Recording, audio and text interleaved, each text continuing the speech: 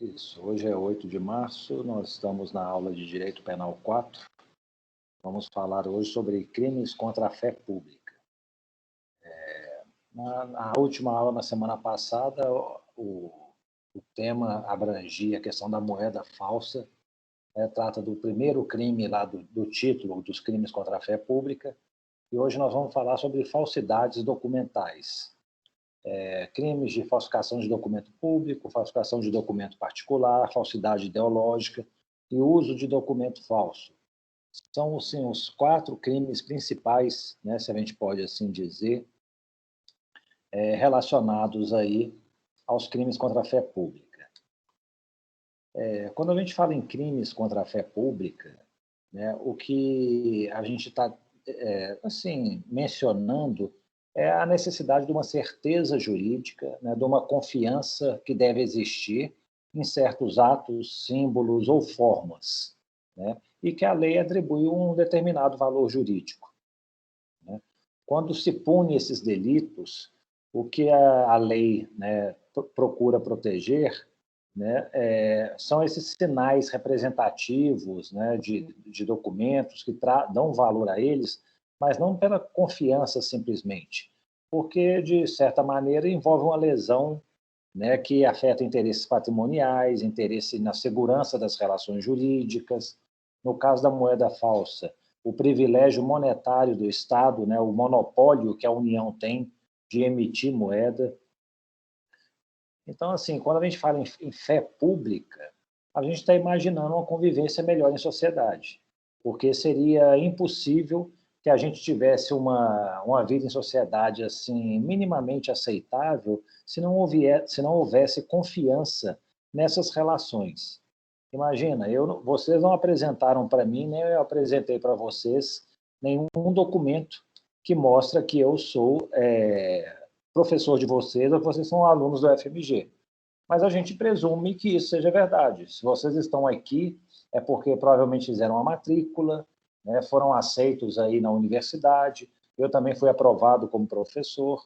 Então, tudo isso, né, traz essa confiança para que as relações sociais possam existir, né, e ter o mínimo de fluidez. Caso contrário, tudo que a gente precisasse fazer precisaria ser comprovado. O que acontece é que, realmente, em alguns casos, precisa de uma prova. E o crime vai ocorrer quando essa prova, né, um documento, um símbolo, um ato, ele é alterado. Então, isso ocorre no caso de uma moeda falsa, em que você supõe que o dinheiro que está recebendo é verdadeiro, mas na realidade é falso. Isso ocorre quando você falsifica um documento, apresenta-se uma carteira de motorista, né, numa blitz, e depois os policiais apuram que esse documento foi falso, ou seja, não foi emitido pelo Detran. Então, os crimes contra a fé pública procuram garantir essa confiança que existe na sociedade, mas, assim, indiretamente, eles estão protegendo o patrimônio, a estabilidade das relações jurídicas, não a fraude por si só, ok? Vocês chegaram a ver os casos aí que eu disponibilizei para vocês, da cola eletrônica e da falsificação do passaporte? Alguém poderia dizer para mim, assim, fazer um resumo do que é o caso lá da cola eletrônica? Quem se habilita? Bom dia, professor. Bom dia, Maria. Vou resumir, então, o primeiro caso. Foi que aconteceu em janeiro de 2009 e uma menina queria fazer a prova para passar numa universidade federal, não lembro exatamente qual, mas ela não estava preparada, então o pai pagou R$81 mil, uma coisa parecida com isso, para a menina para pagar 2 professores, um de química e outro de física, para poderem fazer a prova por ela. E ela, enquanto eles resolviam, ela ia ter uma escuta e ia respondendo as questões. E aí, só que isso foi descoberto, né? E no final o senhor perguntou qual foi a capitulação jurídica do fato. Tá. Como é que isso foi descoberto? Você sabe me dizer? Ixi, eu esqueci. As perguntas, as respostas que eles fizeram foram todos iguais, assim, muito parecidos, e aí eles suspeitaram. Foi isso, né? Exatamente. Assim, eles foram tão... É para você ver, às vezes a pessoa está com a, né, maquiavélica preparando um crime, mas é tão assim ingênuo de não alterar o gabarito, né? Então, assim, houve todos os que participaram, né? Não era só ela, né? Outros candidatos também entraram nesse esquema. Eles fizeram todas as respostas iguais e eles tiveram lá uma estatística e falaram assim, isso aqui é praticamente impossível de acontecer. A chance de uma repetição de gabaritos como essa ser idêntica como a que ocorreu aqui entre 2, 3, 4 candidatos, e aí eles começaram a desconfiar. E aí começaram a investigar e descobriram isso. Isso, pessoal, é uma história real, né? Era filha de um deputado estadual. Aqui no Brasil costuma acontecer, em alguns países funciona assim, né? A pessoa é pega cometendo um crime, né? Um deputado, um parlamentar, ele suicida, renuncia. Aqui no Brasil ele é reeleito. Então ele era deputado estadual, se tornou deputado federal, e aí ele começou a ser julgado pelo Supremo Tribunal Federal. E aí o Supremo Tribunal Federal, né, que julga senadores e deputados federais, estava diante dessa questão. Qual que é a capitulação jurídica desse crime? Ele seria condenado, caso fosse, por qual infração penal? Deixa eu só compartilhar com vocês aqui a minha apresentação.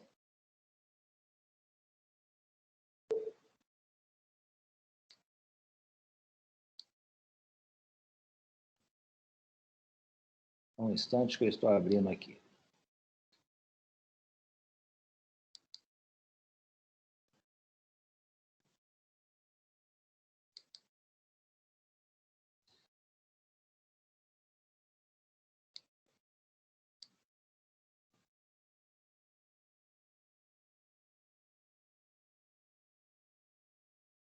Pronto, espero que estejam vendo. Então, assim, eu acho que talvez a gente pudesse cogitar dessas 4 infrações aí. O que vocês pensam? Prática de um estelionato, prática de uma associação criminosa, que nós vimos lá os crimes contra a paz pública, falsificação de documento particular, não sei, falsidade ideológica. O que vocês pensaram? Isso foi crime? Tem uma capitulação jurídica? Tem alguma outra infração que eu não mencionei?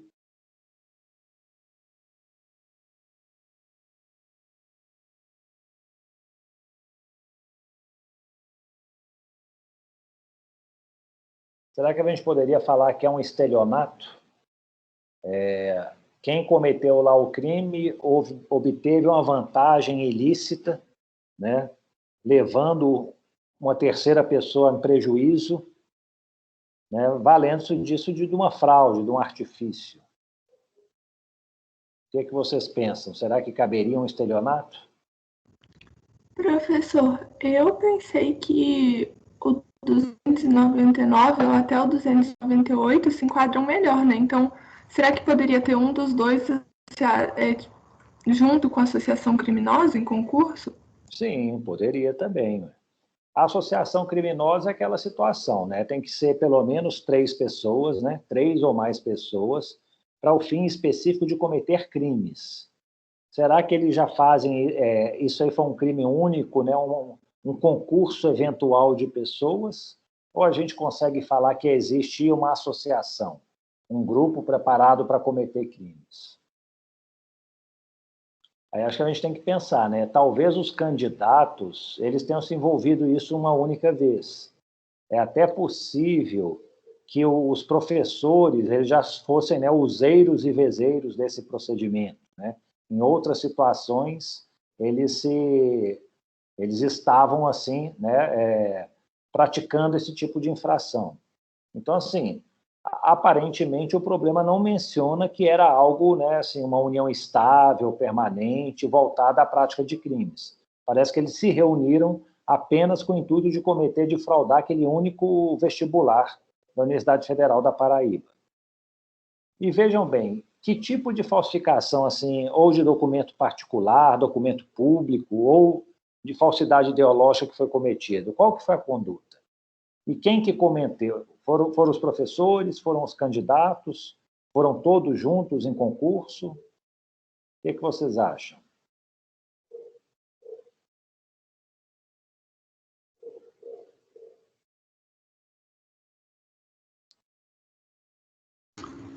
Professor, na minha opinião, todas as pessoas cometeram alguma violação, né? Só que foram diferentes, assim, porque, por exemplo, eu li também no artigo 301, parágrafo 1º, que tem o falsificar atestado para prova de fato que habilita alguém a ter vantagem sobre isso. Mas aí eu pensei que esse atestado, eu não sei se isso encaixaria também numa prova de vestibular. Mas os outros também cometeram, porque os dois professores passaram a cola ao pai que arrumou tudo, assim, o esquema, né? Então, eu acho que todos eles têm alguma participação.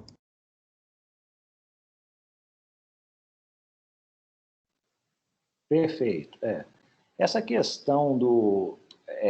até próximo mesmo, o artigo 301, né, o parágrafo 1º, que você está mencionando. Primeiro não, né? Parágrafo 1º. Falsificar no todo em parte atestado ou certidão terá teor de certidão de atestado verdadeiro para a prova de fato ou circunstância que habilite alguém a obter cargo público, isenção de ônus ou de serviço de caráter público, ou qualquer outra vantagem, a pena de 3 meses a 2 anos.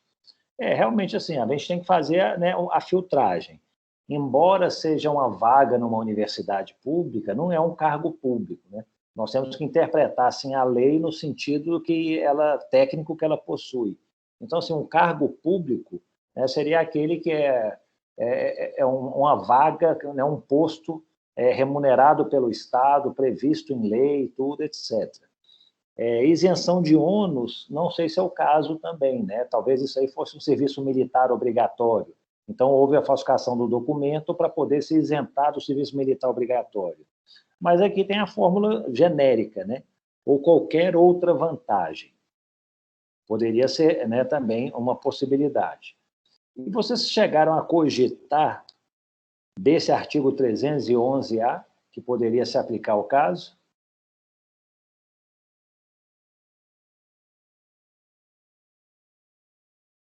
O que me dizem?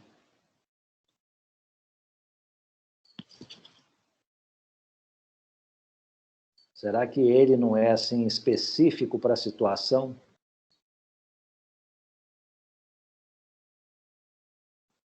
Aqui fala em concurso público, processo seletivo para ingresso no ensino superior.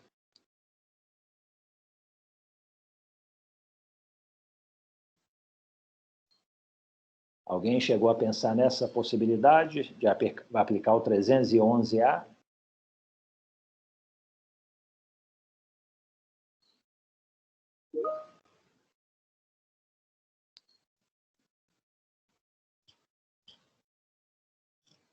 Esse aqui está parecendo mais adequado, né? Só que tem um único detalhe, pessoal, em relação ao 311-A. Né? Não sei se vocês já viram aí, já leram todo o inteiro teor dele. Esse artigo ele foi criado em 2011, né? Foi introduzido no Código Penal. O nosso caso aqui mencionado, acho que ele ocorreu em 2003. Então, assim, pelo princípio da legalidade, né, da anterioridade, também conhecido, a lei penal posterior não pode se aplicar a fatos ocorridos anteriormente, a não ser que seja para beneficiar. Imagine que, né, que ele poderia sofrer uma condenação aí por falsificação de documento público com a pena de 2 a 6 anos. Aí fala assim, não, surgiu um tipo penal novo, prevê uma pena de 1 a 4 anos. É uma pena mais branda.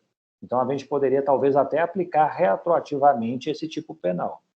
Mas, assim, no caso,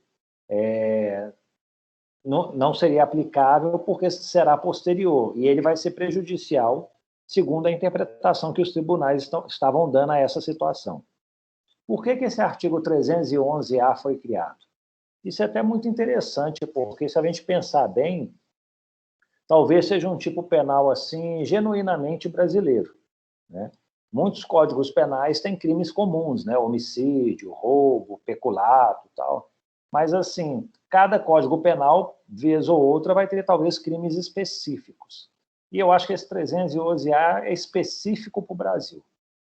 Nós temos aí, né, até tínhamos, né, hoje diminuiu um pouco a frequência, mas muitos concursos públicos, começou a ter uma onda muito grande de fraudes em concursos públicos, não só para ingresso, né, vestibular, mas também para assumir cargo público, né, concurso para a Polícia Federal, para o INSS, etc. E aí, diante dessas fraudes, começaram a processar as pessoas criminalmente, né, que estavam envolvidas nisso. Mas o que os tribunais começaram a decidir? Sobretudo o Supremo Tribunal Federal, né, que é a última instância, bateu o martelo na questão. Eles simplesmente começaram a dizer que essa conduta é atípica, não há crime. Você utilizar a cola eletrônica. E por que não há crime? O Supremo chegou e falou assim, por exemplo, artigo 171, estelionato. Né? Falou, o estelionato, para que ele exista, é necessário que haja uma vítima certa, né, determinada, que foi enganada e sofreu prejuízo patrimonial. Aí falou, no caso do vestibular, como nesse caso aí da Universidade Federal da Paraíba, não tinha uma vítima certa.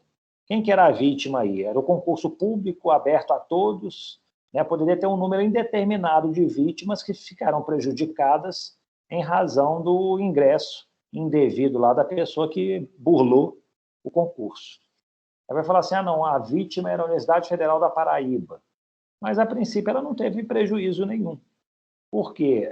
A vaga já estava lá disponível, se não ocupasse a pessoa que fraudou, uma outra pessoa ocuparia o lugar. Então, assim, não houve um acréscimo de patrimonial, assim, em termos de prejuízo, né? O que houve, na verdade, é uma pessoa ocupar um posto sem mérito, né? Isso aconteceu por meio de fraude. Assim, é o tal negócio. Eu acho que dá para a gente fazer ressalvas em relação a essa posição. Eu fico imaginando, será que o primeiro excedente, aquele candidato que foi excluído, né, ele estudou para o concurso, pagou taxa de inscrição, ele teve as despesas dele e tal, mas por fraude praticada por terceiros, ele ficou excluído das vagas. Ele não poderia ser essa vítima que o Supremo falou que não existia, mas, de qualquer maneira, o Supremo falou que não. A questão da associação criminosa é com o fim de cometer crimes. Então, nesse caso específico, eles falavam assim, não, isso aqui são atos isolados, tal, não se comprovou que era uma quadrilha que reiteradamente cometia infrações penais, tal, vai caracterizar apenas um concurso eventual de pessoas. Com relação à falsidade de documento, público ou particular, né? Preencher o gabarito, né? Não houve a falsificação de nada. A pessoa que estava lá, né, a filha do deputado, colocou o nome dela corretamente, ela preencheu os dados, ainda que, né, por meio de uma escuta, né, ela foi preenchendo as respostas certas, aparentemente. Então, assim, não houve nenhuma falsificação nesse sentido. Falsidade ideológica, né? Será que poderia ter sido caracterizado? O cachorro. Só um instantinho aqui, gente.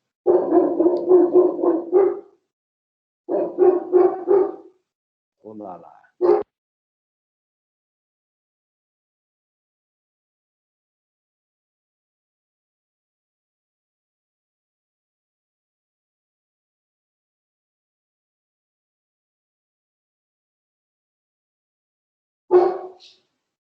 Vamos lá, pessoal. Acho que dá para voltar, desculpem.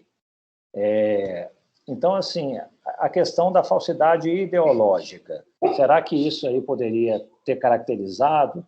Eles omitiram no documento uma declaração que devia constar, ou inseriram uma declaração falsa? A princípio, não. Como eu disse, inseriram a declaração verdadeira, as respostas do gabarito correto, né? O problema foi a forma fraudulenta de obtenção dessas respostas. Mas, a princípio, né, não tinha nenhuma falsidade nisso. Havia fraude, sim. E o problema é justamente esse. Quando a gente pensa em crimes contra a fé pública, a gente sempre está pensando numa fraude que leva à prática do crime, né? Você altera, por exemplo, uma certidão, né, falsifica, por quê? Para talvez obter uma vantagem patrimonial, alterar alguma coisa que tenha relevância jurídica. Então, a fraude está sempre muito próxima. Tanto é que alguns crimes contra a fé pública, muitas vezes eles estão espalhados aí pelo Código Penal como fraudes, entendeu? Então, assim, determinadas formas de estelionato, eles são crimes contra a fé pública, né? Tem a fraude que alterou um documento, alterou um tipo de de símbolo, de ato que é necessário para que as relações jurídicas ocorram. Em resumo, o Supremo Tribunal Federal concluiu que a conduta é atípica, ou seja, não se enquadraria tecnicamente nenhum desses tipos penais, né? Seja estelionato, um crime contra o patrimônio, seja crimes contra a fé pública. E o que acontecia? Uma impunidade completa, né? Às vezes eram apreendidas aí pessoas, né, dezenas envolvidas, pagando valores altíssimos para garantir uma vaga. E eu tenho assim, essa intuição de que muitas pessoas, e não poucas, que ocupam determinados cargos públicos no país, entraram por meio de fraude. Fraudes que não foram descobertas. Porque, assim, se vocês julgarem no Google aí, vocês verão inúmeros casos em que as fraudes foram detectadas. E aí começaram a investigar, punir, tentar punir, né? Mas pelo menos assim evitou que essas pessoas assumissem os cargos públicos ou ocupassem uma vaga no ensino superior. Mas é provável que muita gente tenha feito isso, né, de maneira impune. E aí o que aconteceu? Para tentar dar uma resposta a essa situação, eles criaram esse tipo penal do artigo 311-A. Ou seja, quem utiliza indevidamente, né, o conteúdo sigiloso, né, de um concurso público, de um processo para ingresso em ensino superior, tal, para se beneficiar ou beneficiar terceiro, afetando a credibilidade desse concurso, vai responder pelo crime com a pena de 1 a 4 anos. Ou seja, talvez seja uma conduta típica do Brasil, né?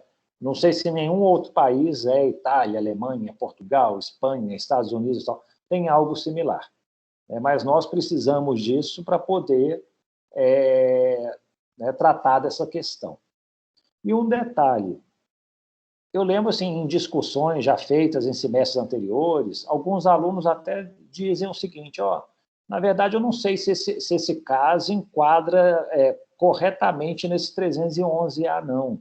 Porque, assim, não houve nenhuma violação do conteúdo sigiloso do concurso, tal.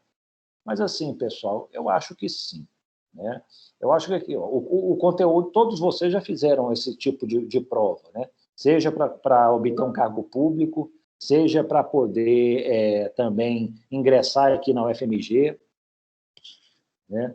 Então, assim, eu acho que sim, porque o que é o sigilo do concurso? A administração ela adota inúmeras medidas, né? Você, para ir no banheiro, às vezes tem que ir acompanhado de alguém, você não pode levar celular, você não pode ter nada na sua carteira lá na hora da prova, você não pode ter nenhum tipo de rádio, ou seja, é cheio de critérios. Eu acho que qualquer medida que se faça, né, no intuito de quebrar uma dessas regras, desses critérios, talvez no sentido de violar esse sigilo do certame, né? Se você se comunica com alguém, se você está utilizando um celular, se você vai no banheiro e faz consulta a um determinado papel, a uma cola, tudo isso é quebrar o sigilo do certame. Então, assim, você utilizar um radiotransmissor, passar perguntas, né, respostas para um candidato que está fazendo a prova, isso aí é quebrar o sigilo do certame, né? Não é simplesmente quebrar o sigilo, você tentar obter o gabarito original. Não acho que se limita a isso, né? Senão você teria que ir lá num cofre da instituição, num computador de quem tem esse gabarito e divulgar. Não, o crime acho que não está voltado apenas para isso. O crime está voltado ao seguinte sentido: existem inúmeras regras para manter o sigilo, qualquer tentativa dolosa de romper isso, né, no sentido de se beneficiar, vai caracterizar a infração penal. Pelo menos é o meu ponto de vista. Estou vendo que a Maria Chay está perguntando aqui, as fraudes de cotas podem se enquadrar também nesse inciso, né? Processo seletivo para ingresso no ensino superior? Você leu o meu pensamento aqui, porque essa é outra situação que eu queria trazer para vocês. Você se lembra dessa reportagem? Isso aí aconteceu em 2019, tem 2 anos praticamente. Esse rapaz, ele era um candidato a um cargo, né? Não é nem candidato, pessoal, ele foi aprovado, um concurso público no INSS de Juiz de Fora, e aí veio à tona essa situação dele. Essa aqui à esquerda é a foto real dele, essa aqui à direita é a foto que ele tirou, né, a pedido lá da comissão organizadora no momento da matrícula, da inscrição no concurso. Ele afirmando né, que ser negro e que, por isso, entraria no sistema de reserva de vagas. E aí, depois que ele começou a trabalhar, acho que até olho claro ele tem, não sei, descobriram, falou, peraí, mas você entrou pelo sistema de vagas, não sei o quê, aí saiu no Fantástico uma reportagem. Se vocês colocarem aí no Google também, vão ver essa reportagem, é até interessante. Mostra lá ele, assim, o constrangimento que ele passa, assim, por essa situação. O que aconteceu? Aconteceu que ele foi instaurado um processo administrativo contra ele e o INSS acabou que o exonerou, né? Lá, eles até falam nas reportagens, né? Aí tem uma diferença, pessoal. Exonerar é quando a pessoa sai do serviço público a pedido. Então, por exemplo, eu era juiz estadual antes de ser juiz federal. Eu pedi exoneração do juiz estadual. Né? Ou seja, eu pedi para assumir o outro cargo. Agora, tem a demissão. Se eu tivesse sido demitido, é porque eu fiz alguma coisa errada, ou seja, é uma punição. Então, no serviço público, nós temos essa diferenciação, no direito administrativo. Exonerar é você sair a pedido, né? Ou então você sair, você ocupa um cargo que é de livre nomeação, né? Por exemplo, o presidente te nomeou ministro da Justiça. Aí depois ele quer o cargo e fala, você não vai ser mais ministro da Justiça. Ele foi exonerado. Né? Era um cargo assim, não houve nenhuma falta. Quando se fala em demissão, é porque teve uma falta praticada, né? Um ato irregular cometido no cargo. Então, a pessoa vai ser demitida. Falou que ele foi exonerado. Talvez eles tenham feito lá um processo administrativo, verificaram que ele praticou alguma coisa errada, mas ele saiu do INSS. Né? As reportagens que a gente vê assim, na internet é de que ele foi exonerado do cargo. Acho que é porque também ele estava em estágio probatório, ainda não tinha completado, era mais fácil tirá-lo do cargo, talvez, por isso. E aí o que aconteceu? Ele foi indiciado pela Polícia Federal. Ou seja, a Polícia Federal fez lá a investigação, né? Analisou provas, tomou depoimentos, não sei o quê, tudo mais. E aí a Polícia Federal concluiu que ele teria praticado falsidade ideológica, né? Não o artigo 311-A. Aí a questão o crime foi praticado posteriormente à existência do artigo 311-A. Se a gente for verificar aqui, ó, o que acontece? Ele, na realidade, a Maria Chaves está perguntando, o inciso 3º aqui do tipo penal, perdão, não, o inciso 1º até é para o cargo dele, né? Ele está assumindo um cargo no concurso público. Mas, assim, ele não violou o sigilo do concurso. Né? Ele teve seu mérito, mesmo como cotista, ele foi aprovado, né, licitamente. Ele não teve nenhuma fraude na obtenção das respostas do concurso. Mas ele, né, se fez passar por uma pessoa que realmente não era. Era uma exigência daquelas vagas que ele pleiteou que ele fosse, né, negro. E, no caso, ele tentou se passar como tal, mas sem sucesso. Então, acho que o 311-A especificamente, Maria Chaide, não se aplica ao caso dele. É por isso, talvez, que a Polícia Federal, né, fez um relatório comunicando que ele teria praticado falsidade ideológica. Vamos voltar aqui, então. O que é a falsidade ideológica para a gente relembrar? Falsidade ideológica. Ele omitiu em documento público ou particular uma declaração que dele devia constar, ou nele inseriu ou fez inserir uma declaração falsa ou diversa de que deveria ser escrita, com o fim de prejudicar direito, criar obrigação ou alterar a verdade sobre fato juridicamente relevante. O que acontece? Provavelmente, na hora da inscrição para o concurso, ele preencheu uma declaração, né, essa declaração é escrita, afirmando que ele era de um grupo, né, de negros, né, do grupo em que estava com a reserva de vagas. E isso fez com que ele se submetesse a uma prova que talvez com um rigor um pouco menor, né, porque fugiu lá do pool do concurso genérico em que todos estavam concorrendo às vagas. Então, por essa maneira, acho que a falsidade ideológica, no presente caso, foi a melhor alternativa para a situação. Ok? Outra situação que aconteceu também em 2019. isso aqui.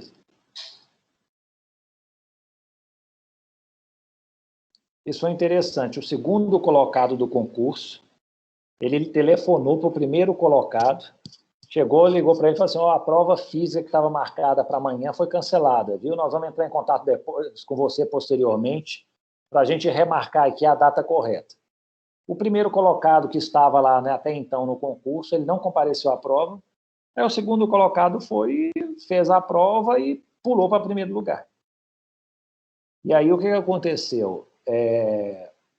O primeiro colocado, né, que foi enganado, ele apresentou um recurso lá para a comissão do concurso, eles suspenderam o concurso, e aí o segundo colocado foi processado criminalmente na Justiça Militar. Era um concurso para ingressar como militar lá do Exército. Que crime que ele teria praticado? Tem alguma ideia, vocês? Que crime que a Justiça considerou que ele praticou?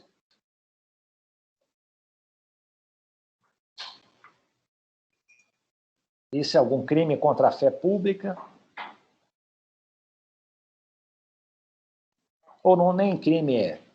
É uma conduta atípica também.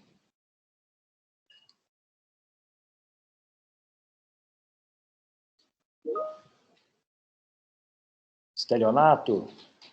Quem tem outra... Quem acha que pode ser outro crime? Tem alguém que tem uma ideia diferente ou vai estelionato mesmo? Ele manteve o primeiro colocado em erro, né?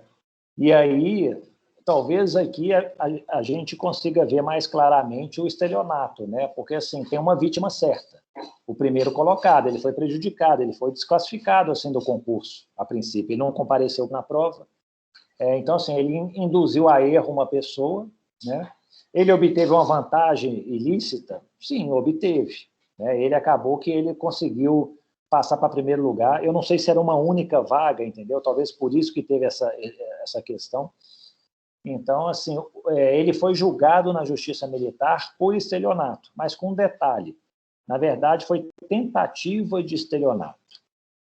O Superior Tribunal Militar, ele falou que, assim, realmente houve, né, esse engano, mas, assim, o segundo colocado, ele não obteve êxito, né, em conseguir o objetivo que era ser nomeado para a vaga pretendida. Né? A vaga era lá para sargento, técnico temporário, não sei o quê. Acabou que o concurso não foi concluído, ele foi suspenso em razão desse imbróglio que houve aí. Então, por isso que eles falaram que foi uma tentativa de estelionato. Não seria um estelionato consumado, porque a vantagem ilícita que ele tentou obter foi, como eu disse, meramente tentada. E aí recebeu lá a punição por isso. Eu não sei qual foi o resultado disso. É interessante a gente notar que, olha só, no primeiro caso do servidor do INSS, a notícia que eu consegui encontrar na internet foi que a Polícia Federal havia indiciado, ou seja, tinha concluído as investigações. Nesse segundo caso, os dois ocorreram em 2019. O que aconteceu foi que o Superior Tribunal Militar já tinha julgado o recurso da sentença aí que condenou pela modalidade tentada, para mostrar assim como é que a Justiça Militar ela é assim mais rápida, né, mais célere. Mas isso também tem uma explicação, né, pessoal? O volume de processo da Justiça Militar é um dos menores do país. Eu me lembro quando a Meta 2 foi introduzida aqui no país, né, a Meta 2 do CNJ, não sei se todos conhecem, mas é julgar os processos mais antigos que existem. Então, quando ela ingressou, por exemplo, ela começou a ter, acho que em 2015. Então, era para julgar os processos que se iniciarem até 2010, antes de 2010. Ou seja, com 5 anos de existência. Eu me lembro que a Justiça Militar, né, o Superior Tribunal Militar, ele já estava com a meta cumprida. Quando a meta começou a vigorar, ou seja, eles não tinham processos antigos. O volume era muito pouco. Acho que eles julgam lá, não sei, acho que não dá nem 1.000 processos por ano, se eu não me engano. Ao passo que a gente vê aí o Supremo Tribunal Federal, o Superior Tribunal de Justiça, julgando milhares. O Superior Tribunal de Justiça, por exemplo, ele julgou em 2019, 540 mil processos. Ou seja, para 33 ministros fazer esse julgamento, acaba que totaliza aí que eles têm que julgar mais de 40 processos por dia durante os 365 dias por ano, cada um dos ministros. Então, é uma carga de trabalho muito maior do que a existente na Justiça Militar. Mas a conclusão, só para finalizar, do Superior Tribunal Militar foi exatamente esse. Prática de estelionato na modalidade tentada, embora tenha havido a fraude, porque não houve realmente nenhuma falsificação de documento público. O que a gente também tem que ter, a ideia é essa aqui, crimes contra a fé pública, em regra, tem alteração de documentos públicos. Nesse caso, não houve isso. Houve simplesmente o emprego de uma fraude. Vamos avançar. E no segundo caso, pessoal, vocês conseguiram dar uma lida também? No caso 2, no falsificação do passaporte, de visto. Quem pode resumir para mim o caso 2? Teria outra pessoa, além da Maria Scheid, que leu o caso e que consegue relembrar os fatos principais?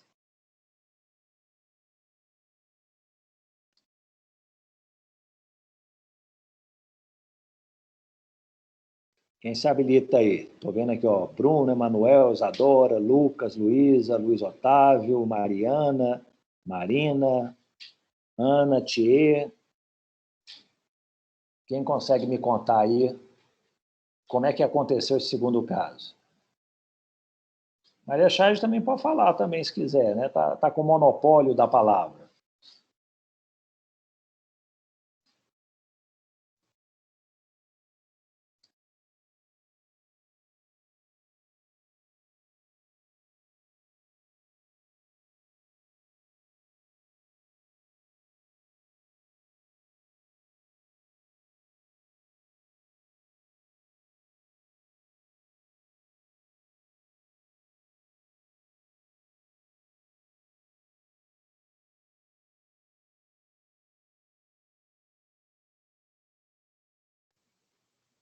Ninguém leu o caso antes, pessoal?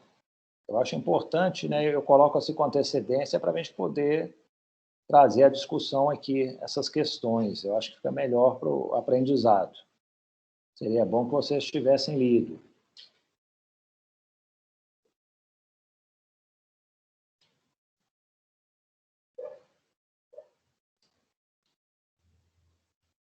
Ninguém se habilita?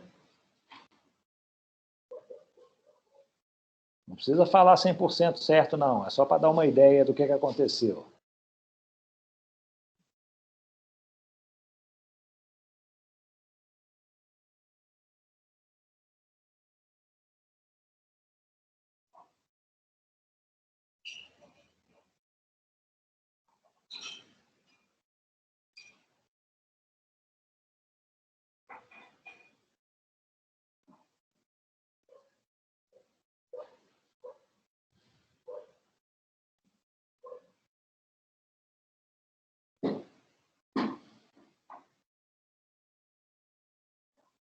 Ninguém?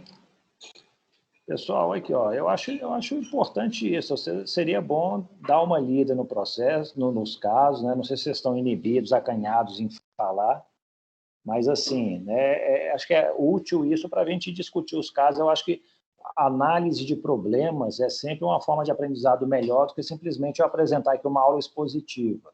Se vocês derem uma olhada, a gente contextualiza a situação, vê as variáveis que acontecem. O que aconteceu nesse caso aqui? Um rapaz, ele falou que foi na casa de um amigo, sem o amigo saber, ele pegou a carteira de identidade do amigo, escondido, tipo, furtou essa carteira.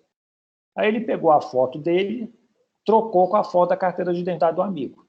Então, assim, o amigo lá, sei lá, chamava João, aí ficou a carteira de identidade do João, porém com a foto do Castilho. O Castilho é o nosso réu. De posse dessa carteira de identidade falsificada, ele foi lá no cartório, e no cartório ele tirou uma certidão de casamento, com o nome lá do João, tudo, tal, mas ele se passando pelo João.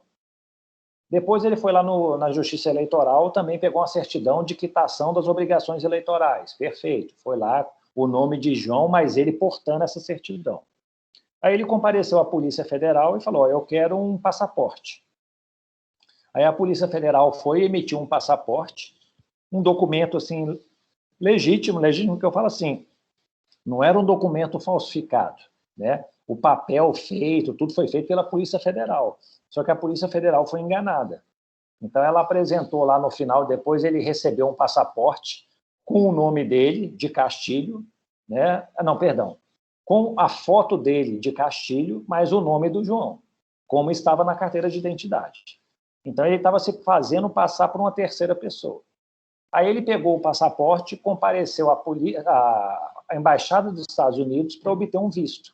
Ele queria mudar para os Estados Unidos. E aí ele chegou, apresentou lá o documento, somente a Embaixada Americana que detectou a fraude. E aí detectou aquilo e falou, ó, tá errado aqui, ó, isso aqui, essa pessoa aqui não está batendo aqui a foto com os nossos registros, não sei o quê, encaminhou para a Polícia Federal começou a investigar, viu que ele praticou várias fraudes e aí deu início a um processo criminal. No final das contas, ele foi condenado pelo artigo 299 do Código Penal, que é a falsidade ideológica. Nós já vimos aquilo. O que é falsidade ideológica, né? Você inserir uma falsa declaração ou omitir essa falsa declaração, né, uma declaração verdadeira, para criar uma obrigação relevante, alterar a verdade de um fato, etc. E ele foi condenado a uma pena aí de 1 ano e poucos meses. Aí houve um recurso do Ministério Público, houve recurso da Defesa, e que eles pedem algumas coisas especificamente. Mas antes de entrar nesses pedidos do recurso, quantos crimes que ele cometeu? Vamos ver aqui, ó. Aqui, ó. Essa foi a condenação a 1 ano e 8 meses, 30 dias multa. O Ministério Público ainda quer que ele seja condenado pelo 297, que é a falsificação de documento público. Pediu para aumentar a pena por causa de maus antecedentes. Falou para não aplicar a confissão espontânea. Por sua vez, o réu também recorreu. Ele alegou inexigibilidade de conduta diversa.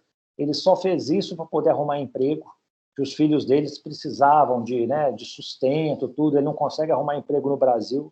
Então, ele queria ir lá para os Estados Unidos, né? E por isso que ele fez todo esse estratagema. E aí ele pediu também para reduzir a pena para o mínimo legal e ainda a justiça gratuita.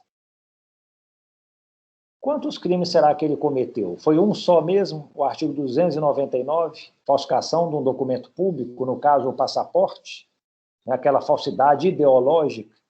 O documento foi feito pela Polícia Federal, mas a ideia dele é diferente. Antes de responder a isso, vamos aqui para o próximo slide. Documento. Qual que é a diferença do documento público para um documento particular? Documento, pessoal, vai ser aquela peça escrita. Às vezes você presta uma declaração, eu vejo muito isso em processos lá na Justiça. A pessoa prestou uma declaração, não sei o quê, assinou lá embaixo. Aquilo que era uma declaração oral, ela se resumiu a escrito, ela virou um documento, né? Então, assim, se você reduz a termo uma declaração oral, aquilo se transforma em documento. Então, documento é toda peça escrita que tem relevância jurídica, né, que vai comprovar algum fato e repercute na vida pública ou particular das pessoas. O documento público, ele tem a qualidade de ter sido produzido por autoridade ou oficial público. Por exclusão, os outros documentos são particulares, privados. O Código Penal fala em documento particular, não fala em documento privado, né? Então, assim, documento público tem a intervenção de um funcionário público. Documento particular não tem a intervenção. E aí, gente, vai ter diferenças. Por exemplo, vocês pediram aí uma declaração da UFMG. Aí o colegiado vai lá e emite um documento para vocês. Esse documento feito por um funcionário público do UFMG é um documento público. Agora, se vocês vão numa faculdade particular e pedem a mesma declaração lá, nessa faculdade, vai ser um documento particular. Não tem intervenção do funcionário público. O que pode acontecer é que alguns documentos, mas isso aí é o Código Penal que estabelece, ele considera alguns documentos particulares como públicos, dependendo da relevância que ele tem. Então, por exemplo, eu acho que vocês ainda não estudaram, né, questão de sucessões, né, direito civil. né? Mas lá tem a sucessão, os testamentos. Mas todo mundo sabe o que é um testamento, né? O ato de última vontade da pessoa. Então, nós temos testamentos públicos, testamentos privados, tal. O testamento particular, o Código Penal fala que é um documento público. Por quê? Ele é um documento particular, na verdade, não tem intervenção do funcionário público, mas ele cria obrigações na sucessão, ele pode deixar herdeiros de fora, ele tem efeitos tão importantes que o Código resolveu equiparar esse documento particular a um documento público. E aí a pena, gente, o que acontece? Falsificar um documento público é mais grave do que falsificar um documento particular, né? Então, vamos lá. A gente precisa saber essa distinção para poder analisar esses crimes. Esses são os crimes, eu acho, mais importantes, viu, pessoal? Relacionados aí à falsidade ideológica, né, aos crimes contra a fé pública. Nós vamos ter a falsificação de documento público, previsto no artigo 297, falsificação de documento particular 298, falsidade ideológica 299 e o uso do documento falso no 304. Se a gente olhar as penas, a gente vê que varia. A maior pena aqui é para o documento público, 2 a 6 anos. Em segundo lugar, documento particular, 1 a 5 anos. Aí tem a falsidade ideológica. Se for a falsidade ideológica de um documento público, a pena é de 1 a 5. Se for a falsidade ideológica de um documento particular, é de 1 a 3. E tem o uso de documento falso. São as mesmas penas. Eu usei um documento público falso, a minha pena vai ser 2 a 6 anos. Eu usei um documento particular falso, pena de 1 a 5 anos. Eu usei um documento falso ideologicamente que é público, pena de 1 a 5 anos. Eu usei, por fim, um documento ideologicamente falso particular, pena de 1 a 3 anos. O que isso significa, pessoal? Significa o seguinte: toda falsidade de documento, sabe, o primeiro ato que ele fez, ele tirou a foto do amigo e colocou a dele na carteira de identidade. Isso é falsificar documento público. Ele alterou o conteúdo do documento, a forma do documento, né? Ele tirou uma foto, ou seja, ele alterou materialmente o documento. Ele tirou uma foto e colou outra. O documento originalmente não tinha aquela foto que hoje ele aparece. E ele também mudou a ideia do documento. Antes o documento mostrava que aquele RG pertencia ao João, mas na verdade passou a pertencer ao Castilho. Então, na falsidade de documento público ou de documento particular, a gente modifica o aspecto físico do documento e modifica também a ideia do documento. Na falsidade ideológica, não. O documento, fisicamente, ele não é modificado. Ele é um documento perfeito. Porém, a ideia que existe nele é falsa. Então, vejam vocês, aquele documento emitido pela Polícia Federal, né, o passaporte, foi feito seguindo todos os trâmites. Era um papel moeda específico, né, tinha as regras de segurança de um passaporte. Pena que nós não temos aula presencial, né, que eu sempre levo passaportes falsos, moedas falsas, para mostrar para vocês como detectar. Eles têm marcas d'água, eles têm sinais luminescentes, que você coloca lá uma luz roxa sobre o passaporte, ele fica todo colorido, iluminado, entendeu? Então, assim, você ia encontrar todas essas características no passaporte dele. Porém, como ele enganou a Polícia Federal, a ideia no passaporte foi falsa. Estava lá o nome do João, mas a pessoa que estava usando era o Castilho, a foto era dele. Então, a falsidade ideológica não se altera a parte física, só a parte ideal, a parte da ideia. Se por acaso se alterar o físico, já deixa de ser falsidade ideológica. Aí vai ser falsificação de documento público ou de documento particular, depender se houve ou não a intervenção do funcionário público na confecção. Por fim, nós temos o uso de documento falso. O que acontece, pessoal? Às vezes, é difícil comprovar quem falsificou. Quem foi o responsável por falsificar essa moeda? Quem foi o responsável por falsificar essa carteira de identidade? Mas a lei, para simplificar as coisas, fala o seguinte, tanto é punido quem falsifica, quanto quem usa a falsificação.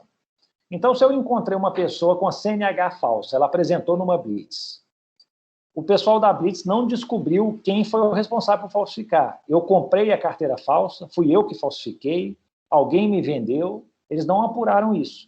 Mas eles apuraram que eu usei a carteira falsa. Então, eu vou responder pelo uso de documento falso. A pena, no fundo, vai ser a mesma de quem falsificou.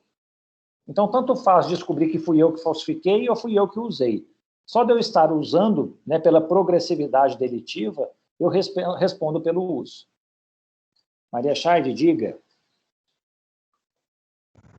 Professor, desculpa, eu não entendi muito bem essa diferença entre o que é o material ou o que é o ideal. No caso, assim, por exemplo, o RG, que ele colocou a foto.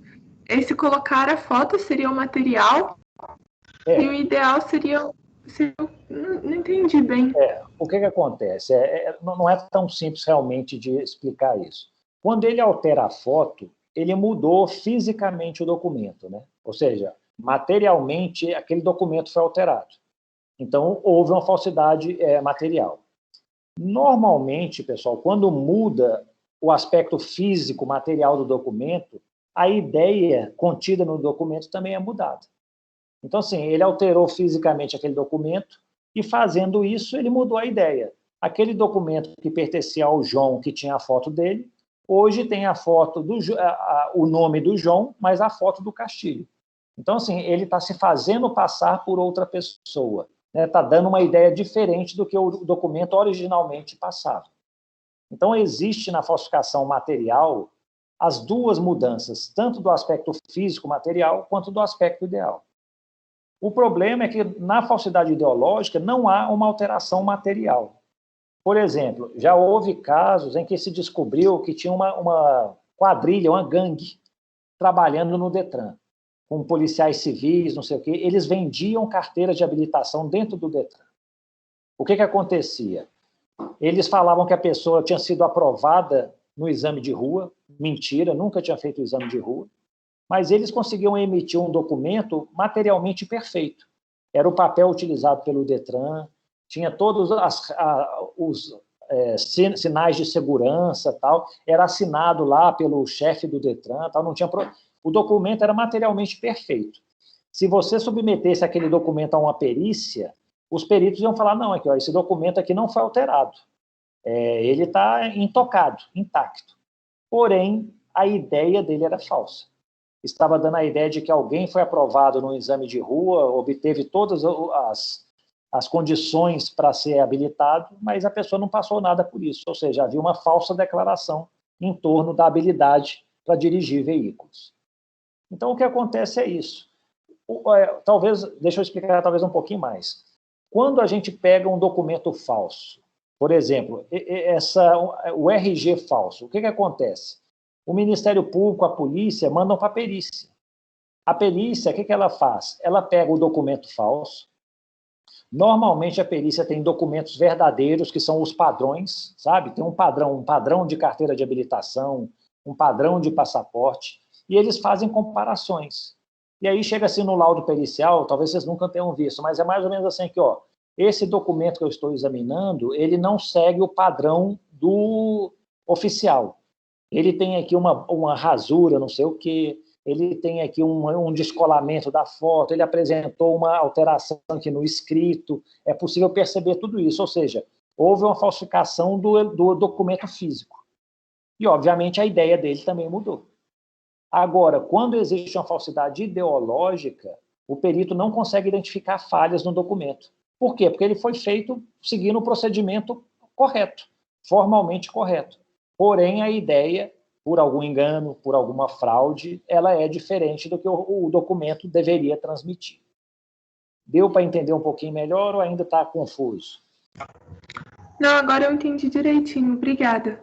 Tá? Então, assim, então vai ser isso. Então, nesse caso, gente, o que aconteceu? O Castilho, primeiramente, né, ele foi na casa do amigo, furtou um documento. Já vai aí um crime. Pegou esse documento furtado, ele colocou a foto dele no lugar da foto do amigo. O documento furtado é um RG, é um documento público, feito com a intervenção de funcionários públicos. Então, ele falsificou materialmente aquele documento e começou a dar uma ideia diferente do que dava também. Ou seja, houve a falsidade de documento público. De posse desse documento falso, ele foi no cartório civil e obteve uma certidão de casamento, a segunda via. Ele usou o documento falso, o documento público falso. Depois foi no cartório eleitoral, conseguiu uma declaração falando lá que ele era eleitor, não sei o quê, usou novamente o documento público falso para obter esse documento. Com os 3 documentos, ele foi na Polícia Federal. Ele usou novamente o documento público falso, usou a certidão. A certidão de casamento, pessoal, ela era perfeita. Ela não tinha nenhuma falha assim, material nela, foi um documento expedido pelo cartório. Porém, a ideia dela estava um pouco diferente. Pelo menos assim, ele se fazia passar por alguém que estava mencionado na certidão de casamento. Só que ele não era aquela pessoa. Ele fez um uso de um documento ideologicamente falso. A mesma coisa vale para o documento do TSE. Lá na certidão eleitoral falava, o João é eleitor aqui, o título dele é o número tal. O documento perfeito, não tem nenhuma falha no documento material. Porém, quem estava usando aquele documento era o Castilho, que não era o João. Então, ele alterou a ideia que aquele documento procurava transmitir. Ele fez uso do documento ideologicamente falso. E ele também usou novamente o documento público, o RG, né, falso, para obter o passaporte. Dito e feito. Ele conseguiu, então, obter um passaporte que é também ideologicamente falso. O passaporte é perfeito, emitido pela Polícia Federal, sem nenhuma rasura, sem nenhuma alteração, mas a ideia que ele traduz não é a ideia da realidade. Né? É o passaporte em nome do João com a foto do Castilho. Aí ele pegou esses documentos todos, foi lá na Embaixada Americana, usou um passaporte ideologicamente falso, provavelmente usou o RG, que é um documento público falso. Não sei se precisou apresentar, né, a certidão de casamento e a declaração eleitoral, mas com aquilo ele tentou obter o visto. E aí ele foi barrado.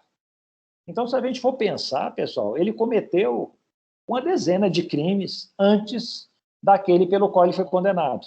E ele foi condenado aqui, né, pela falsidade ideológica, isso é um caso real, né, a uma pena de 1 ano e 8 meses de reclusão. Aí o Ministério Público está pedindo aqui, ó, seria possível condená-lo pelo 297 também, já que ele falsificou, né, o RG. Eu acho que o melhor enquadramento é o 297, né, a falsificação de um documento público.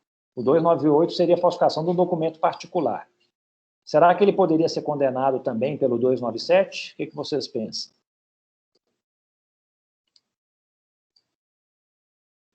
Ou nós vamos aplicar aqui a progressão delitiva, né? A progressão criminosa. Ele praticou inúmeros crimes, vai responder pelo último crime praticado, que foi a falsidade ideológica.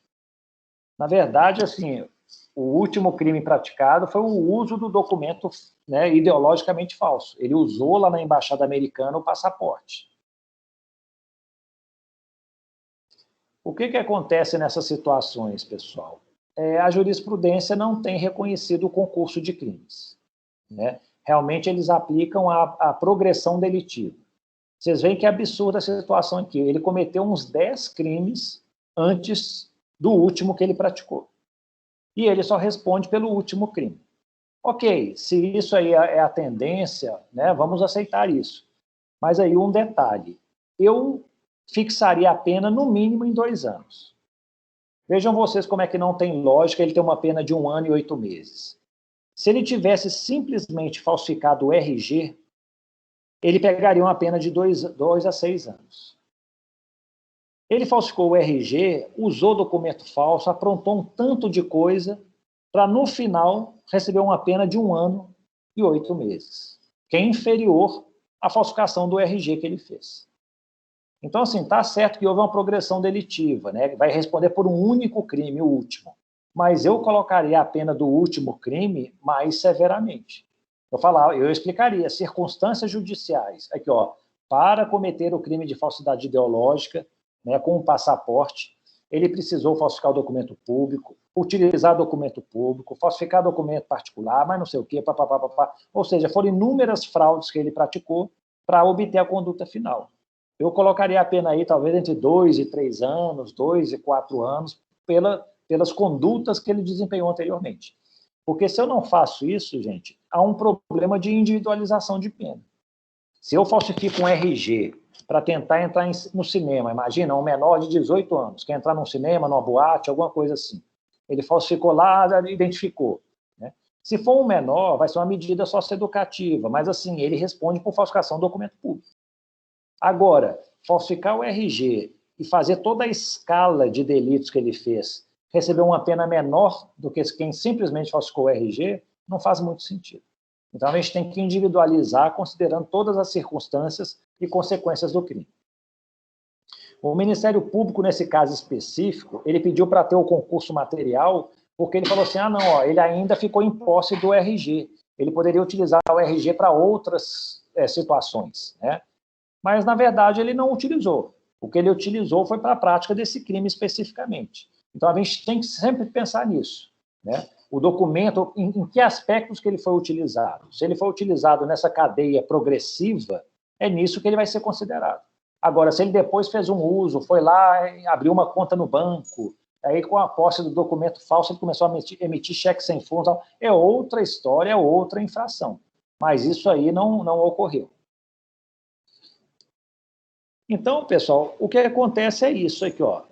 Esse passaporte, por exemplo, né, foi um caso que eu peguei na internet, ele foi emitido pelo governo canadense, mas é um passaporte ideologicamente falso. Essa pessoa aqui, ó, não é o que está aparecendo aqui como Kenny Mendes, o nome dele é outra pessoa. As autoridades canadenses foram enganadas. Se um passaporte desse é apreendido no Brasil, eles encaminham para a Polícia Federal. A Polícia Federal vai ser responsável para, né, apurar esse fato. Eles vão comparar com um passaporte verdadeiro, né? Toda perícia no Brasil tem isso, eles têm os padrões para comparação. Eles vão pegar um passaporte verdadeiro, vão avaliar lá e falar que não tem nenhuma fraude no documento, não. Ele é um documento perfeito. Tem todos os traços que indicam isso. Porém, o que importa é a ideia falsa. A identidade falsa é a mesma coisa. Isso aqui é um padrão que existe. Então, um perito ele vai comparar se esse padrão foi observado. Caso não tenha sido observado, houve uma falsidade material, né? Falsificação de documento público. Mas se o padrão saiu lá do própria Secretaria de Segurança Pública, né, mediante corrupção ou fraude que seja, somente a ideia será falsa. O documento será perfeito materialmente, mas a ideia que ele traduz seria falsa. Pessoal, tem outras questões relacionadas ao caso, a respeito da aplicação de confissão espontânea e tal. Vocês acham que vale a pena mencionar? Eu não sei se vocês tiveram acesso ao caso para... Porque, assim, a ideia básica é apresentar aqui a questão das fraudes, né? E já convidando vocês para quarta-feira, às 7 horas, nós vamos falar sobre crimes econômicos na nossa live, né, que toda semana a gente tem feito. Ok? Vocês acham que vale falar alguma coisa a respeito da questão de confissão espontânea, maus antecedentes, inexigibilidade de conduta diversa?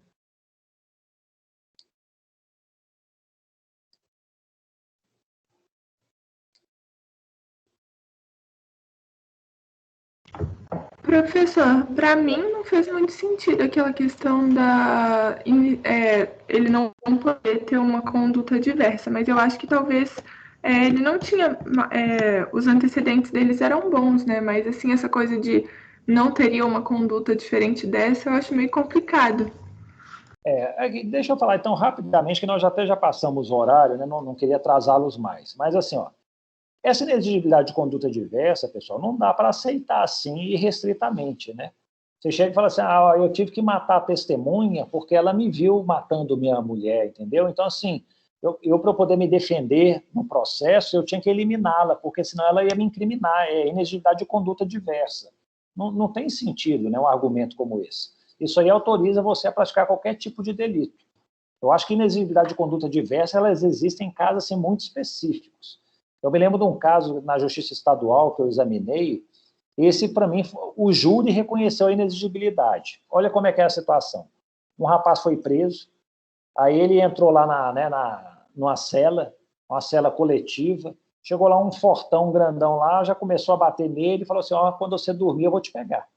E o cara ficou lá apavorado, né? Não estava muito acostumado com aquele ambiente, teve aquela ameaça de um cara que já se encontrava lá, ele ficou sem dormir, apavorado, tudo. O que aconteceu? Ele esperou o grandão dormir, o grandão dormiu, ele foi lá e matou o grandão. E aí foi julgado pelo júri, homicídio doloso. Aí chegou e falou assim, a conduta é atípica? Não, não é atípica. A conduta está prevista, matar alguém no Código Penal foi o que ele fez, com dolo e tudo mais. Ele agiu com alguma excludente de licitude? Tinha legítima defesa? Ó, legítima defesa é quando você está sofrendo uma agressão atual ou uma agressão iminente, que está em vias de ocorrer. Se o rapaz estava dormindo, não tinha agressão nenhuma, então afasta a legítima defesa. Ah, está de necessidade? Não. Está de necessidade é o perigo atual e iminente também, não tinha nenhum perigo atual e iminente, não, o cara estava dormindo, então também não. Ah, exercício regular de direito, tal, ninguém tem direito de matar. É só o James Bond, né, gente, que tem lá o direito de matar. Ninguém mata um outro exercendo um regular exercício de um direito. E nem estrito cumprimento de dever legal. Tanto é verdade, pessoal, se um policial matar alguém durante uma atividade, né, operacional, ele vai responder por, se ele for absolvido, é a legítima defesa. Nunca poderia falar que é estrito cumprimento de dever legal. Né? Não existe um dever legal de matar ninguém. Ok? Então, é uma legítima defesa. Então, já que não está caracterizada a excludente de licitude, tem alguma excludente de culpabilidade? Havia coação moral irresistível? Não. Havia obediência à ordem não hierárquica? Tá? Aí eles alegaram inexigibilidade de conduta diversa. Chegou e falou assim aqui, ó, se ele não matasse, ele seria morto. Não tinha nenhuma agressão atual, tal, mas era uma questão de tempo. Então, não se poderia exigir dele uma conduta diversa. Ou ele matava, ou ele morreria. E realmente os jurados absolveram e o tribunal confirmou essa decisão. Então, assim, isso é um exemplo de inexigibilidade de conduta diversa, sabe? Que dá para enquadrar, assim. Mas, assim, falar, não, eu estava aí sem emprego, aí eu resolvi roubar um banco. Eu estava sem emprego, resolvi falsificar documento para ir para os Estados Unidos. Não cola, pelo menos para mim. E nem para o tribunal, nesse caso específico. Questão de maus antecedentes, pessoal. Maus antecedentes aqui no Brasil hoje é só quem tem condenação definitiva, né, praticamente. Inquéritos policiais, ações em curso, condenações em segundo grau, tal, não vale nada. Tem que ter condenação transitada em julgado para você falar que é mau antecedente. E desde que não caracterize reincidência. Né?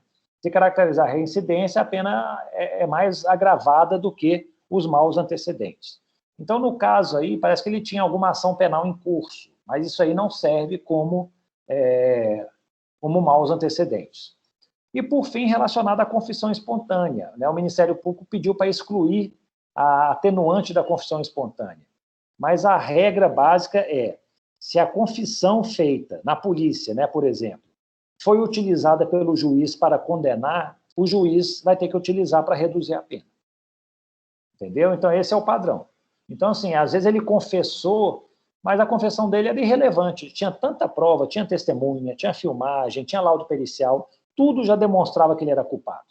A confissão dele foi irrelevante para provar os fatos. Mas se o juiz na sentença utiliza e fala, ó, fulano confessou a prática do crime, os tribunais têm entendido que tem que utilizar essa redução da confissão espontânea. Agora, se o juiz não utiliza a confissão, aí é outra história. Aí é possível que não se aplique a redução. Mas, basicamente, eram essas questões. Assim, né? Eu já estou apresentando direto o resultado assim, do meu pensamento para simplificar o raciocínio. Tá bom?